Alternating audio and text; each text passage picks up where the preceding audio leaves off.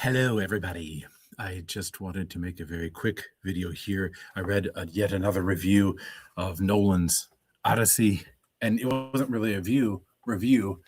Um, it was Matt Walsh, and he just gave a brief blurb saying he had not yet seen the movie, but that he thought there's no way that it can't be woke because Nolan cast Elliot Page in the role of Sinon, and that proves that it's woke. I just wanted to bring this up. First off, if you're going into the new Christopher Nolan movie thinking that you're going to see a text-to-screen rendition of Homer's great epic, The Odyssey, you will be very much disappointed. If you go in thinking that Nolan is doing something, and you don't maybe know what that thing is, but if you leave yourself open to the idea that maybe he's saying something, then perhaps it might be easier to take all the different changes that he has made. The thing that I think he is doing is that he is telling a story for our current era, and I think he's telling a story about the destruction of human lives due to I'll say the progressive view of the world, the attempt to create the new world order, the attempt to control the shipping lanes in the banks. I think that's what he's doing. And if he is doing that, maybe that might help in being able to understand why he made the casting choices he made. If, however, you go into the movie thinking that you're going to see a woke travesty, then you will see a woke travesty. If you go into the movie thinking that all this is just a derivative of Homer, that he is, as somebody said, pissing on Homer, the movie will deliver. It will show you a world where he is pissing on Homer. But that's not what he's doing. And maybe having a discussion, which I plan to have at the end of this week on Friday at 6 o'clock Eastern time. That'll be on my YouTube channel and then on Facebook. If a discussion would help, then join me this Friday for a discussion of what exactly is he doing. But I do want to tackle this Elliot Page thing. So there are two things on this. One is that what was the wordage that Matt Walsh used? Let's see. He said something about how casting a self-mutilated trans-identifying female as a male warrior is one of the wokest things any mainstream film director has ever done in a movie by any objective measure. And I've seen this in his videos and Walsh's videos, and he objects so much to the trans movement that he objects to anybody using somebody who is trans in their movie categorically. I want to state for the record that I object with every core of my being. I object to the trans movement as well. It is an absolute travesty against young people. I think it is a example of the mania of our age, and the encouraging of young people to mutilate themselves physically, to me, is an absolute horror perpetrated on them by ogres. So that aside, there's a lot there, though, to unpack, because I think that if you have made a mistake in your life, hopefully you can be forgiven of that mistake and find peace. If, however, you have committed your body to that mistake, it is much more difficult to be forgiven and find peace. By that I mean, if, for instance, you commit your body to heroin or to alcohol, it is very difficult to find forgiveness because your body is involved, not just your mind. If you commit your body, for instance, to just as easily jumping off cliffs, and you happen to jump off the wrong cliff, you have committed your body to that cliff, and boy, that mistake can really cost you. If you commit your body to another human being in a sexual position, so to speak, then it's very difficult to disentangle yourself from that other human being because you have committed bodily to that other human being. Sometimes, especially for women, that commitment can result in a child, which is a commitment and hard to disentangle yourself from that commitment, even though it might have been a mistake in the choice to conceive a child. And then it's hard to say, well, the child is not a mistake, even though my choice is a mistake. And it gets very complicated very fast. If you decide to mutilate or surgically change or alter your body for an ideal, and everybody tells you that this is going to liberate you and it's going to fix your problems, it's still a mistake. And yet you have lost certain elements of your body that you can't get back easily. That's the tragedy that I find of the trans movement, or one of the tragedies. And what does that person do next? They double down on what they have done, and they go live and they say to people, well, you shut up because I made the right mistake and I can do whatever I want. They dig themselves a deeper hole. And their friends leave them, and some of their friends who grieve with them have to acquiesce to the same mistake, the same lie that they accepted. And if, for instance, they also become the butt of ridicule and are despised and spat on by people, and people see them as a freak wherever they go, after being told this is going to fix everything and it makes it worse, and you then end up being a laughingstock by people, and ridicule is piled upon you, and people say horrible things about how you should come to a very bad end, I think that would be breathtakingly tragic. And a person who goes through that experience, they have made a mistake. And I totally agree with Walsh on this, that it's a mistake.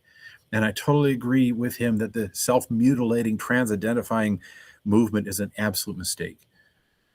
But the people that actually do this are still human, and they still are going through human events. And now they're going through human events with the complication of having a body that has been scarred beyond recognition, the complication of losing friends, the complication of having friends that are sycophantic, the complication of having ridicule and abuse piled on them, not having work. Now, I'm not saying that this is in order to forgive Elliot Page or Ellen Page for what she did. That's not what I'm saying. What I'm saying is, if Nolan is watching a movie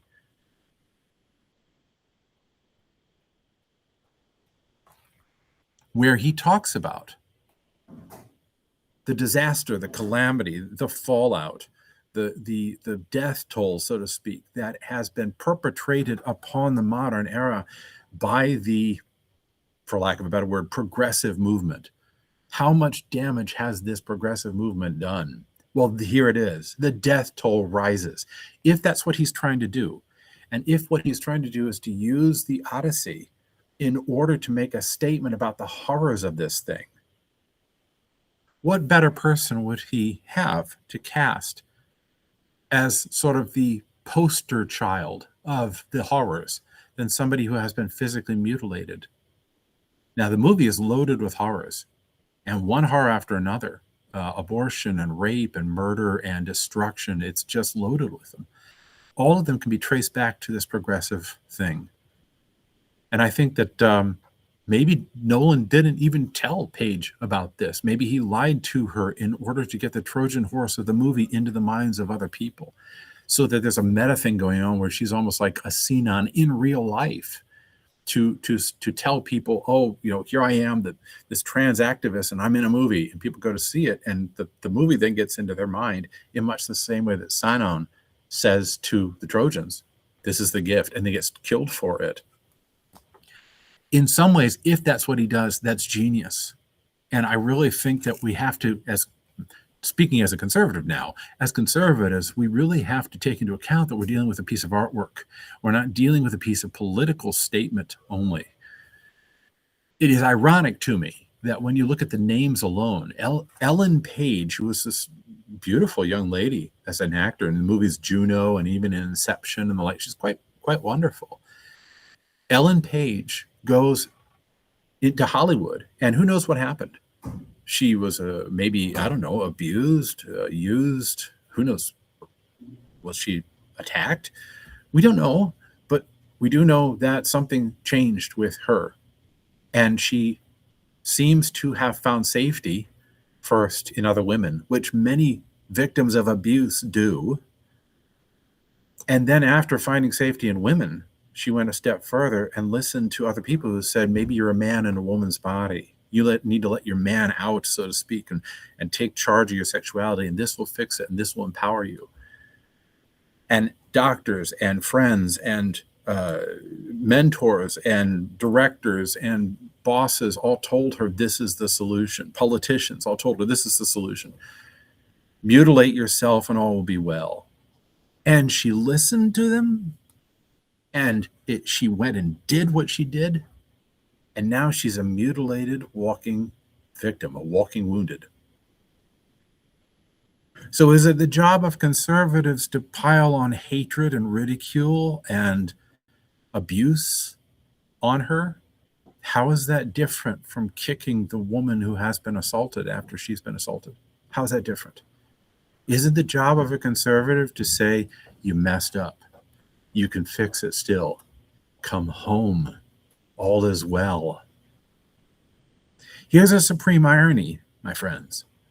Ellen, if you look at behind the name, the website behind the name Ellen is a form of Helen in Greek, the most beautiful woman in Greece, the face that launched 1,000 ships. And Ellen Page mutilated herself and became Elliot Page.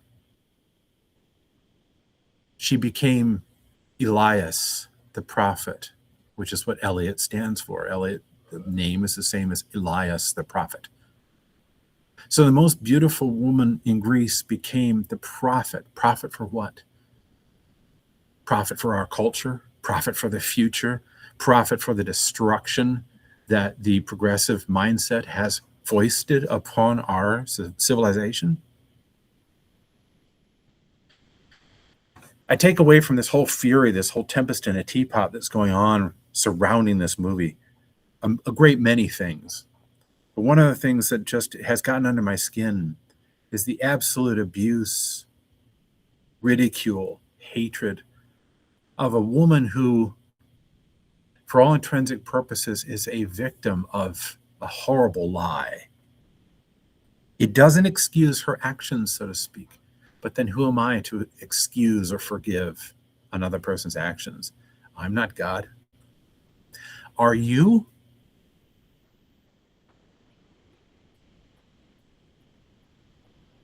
Anyway, thank you for this brief rant on this. And I would say, go see the movie, make your own decisions, but don't go in with any kind of preconceived notion that this is a conservative bashing and culture destroying movie. Don't go in thinking that it is a text-to-screen adaptation of Homer's great epic.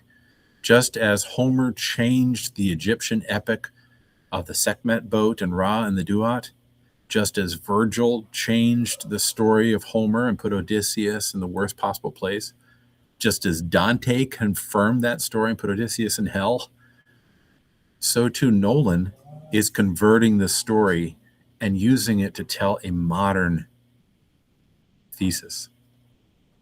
Join me this Friday, 6 p.m. Eastern Time on my YouTube channel or on Facebook, where it will be live broadcast and then posted later here for a discussion about this movie, which, if for nothing else, has caused so much discussion, controversy, and return to the great epic of Homer.